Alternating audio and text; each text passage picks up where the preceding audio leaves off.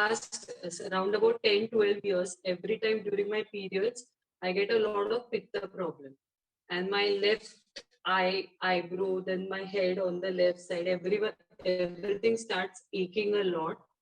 And then once the pitta is expelled out of the body, then I feel better. So every time, like during that time of the month, I'm always scared because this is going to happen, which I always know. But this time, like for 4 weeks, I have been practicing pitta pacifying mudra and Surabhi mudra. Surabhi mudra is like this.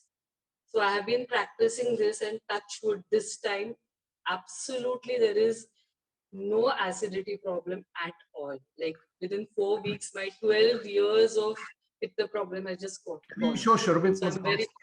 Can you show the mudra? Mudra.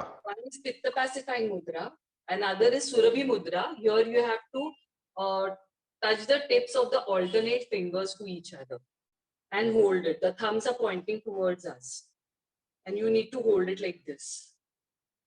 Fantastic. So you found changes?